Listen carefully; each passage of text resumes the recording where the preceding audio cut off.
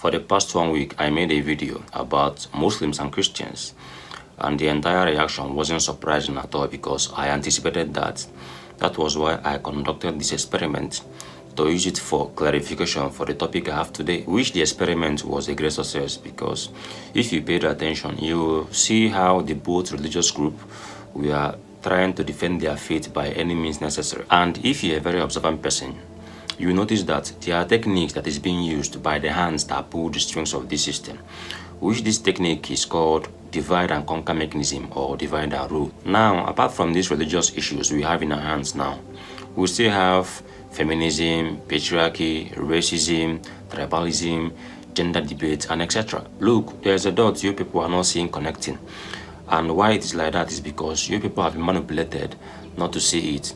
And if you pay very close attention, you'll realize that both religion and all these things I've mentioned right now, they are all the same, which it is being used by the divide and conquer mechanism. Now think about this. What if tomorrow comes and these politicians comes out to tell you that your vote doesn't count, that it is not by election, rather it's by selection, and they have been doing it in the beginning of time. They buy people in broad daylight, they send people to prison unlawfully, and they have been the ones sponsoring the chaos that the citizens has been suffering from. So F you. Now, if such an utterance takes place, probably they broadcasted it on national TV.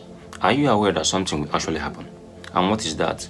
Revolution. And this revolution won't be in their grip to control, which this is what they fear the most. Now, let me ask you this question. What is the one thing that every civilization that has ever had slavery in the human history has ever had in common? Do you know the answer?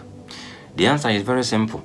The answer is that there were more slaves more than the masters. These few, which are those that pull the strings, are able to get all of us to behave, and what they fear is a revolution that will bring their rulership to an end. That's why they always push the fear of internal arrests, because if all of us comes together as one and be like, let's go take out the hand that pulls the strings, let's go take care of business ourselves.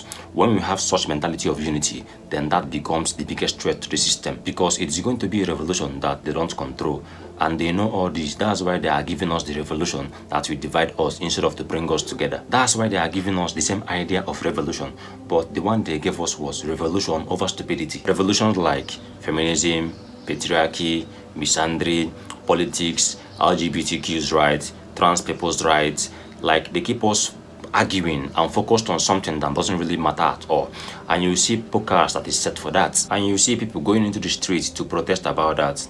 For me, this is just a fodder for idiocracy, as you all are against each other, fighting and unaliving each other, and talking and protesting about what doesn't matter, which them themselves created to confuse you all. They are buying shares and properties abroad, land grabbing just like they did to South Africa. They destroy heritage and write history in your faces, but just that you people are so distracted to notice what is happening. And this thing I'm saying is more applicable to Nigeria because they got you all to believe in the illusion of election, because you have to think that you can change it, that your voice matters, which it doesn't. And at the end, they will put who they want to be there because it is not by election, rather it is by selection. But there is a catch here. If we come together and push the differences we have aside, be it religion and tribe, then our voices and vote will count. But this is the part they do not want us to do. If we do not come together and voice out and vote to the point that our vote will be so huge, and according to VDM, he said, let us all get our PVC and vote to the point that our vote will be so much and it will be nearly impossible to rig because of the number of the voters. Which such thing, he said, can only be achieved if we put our differences aside. If not, 2027 won't be a change for this country. Look, divide and conquer has always been the greatest weapon. Every headline is built to make you pick a side. Left or right, religion, even the clothes you wear and the brands you buy, all of it becomes a battlefield, and in the end, they don't care which side you choose, because they only care that you keep fighting each other, which division keeps people emotionally and physically drained. It burns your energy through endless argument and constant self-defense, while the ones running things stays quiet in the background and holding onto control. While you people are busy fighting each other, you stop asking questions, you stop looking at who is benefiting from the chaos. Come to think of it, have you ever looked at your own working place?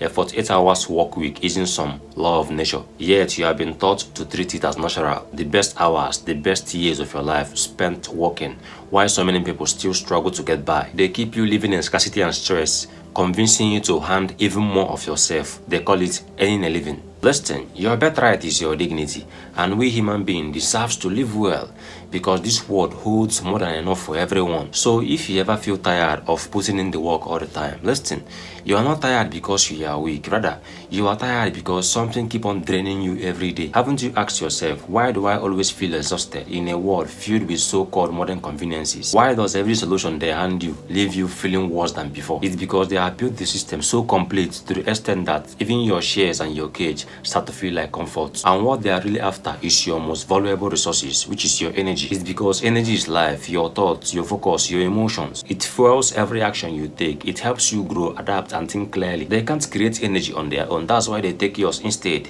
And that's why they keep you small, because your energy is the root of all creation. If you have watched Rick and Morty, the evolution episode, you will understand all these that I've just said with more clarity. And in this episode, it talked about how this system works, which is that when we keep on unaliving each other, when we keep on hating each other, when there's no unconditional love amongst us, then the system keeps on feeding from our energy, because our energy is its resources. And in this episode, it's also elaborated that even if you did the good thing and reach the heavens, there's no eternal reward, whether good or bad. And in this episode, they tried fighting the system, which they lost, and Rick later figured out how to defeat the system, which is that you won't defeat the system by engaging in it, rather you disengage yourself from it. They went into a cave which is isolated, just like living civilization and moving into nature. And when they left, the system started starving because no one was engaging in it anymore. Just like when everyone leaves civilization, then the economy and its infrastructures collapse, because human resources is the greatest resource every nation can have. That's why they are using humans to build robots that will be powered by AI, should in case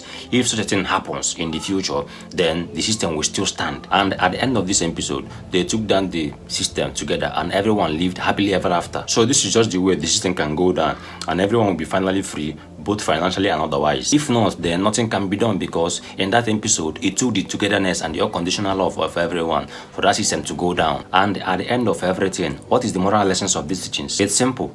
Unconditional love is the key to defeat this system, because it takes aside every struggle or chaos that will bring division amongst us. Peace.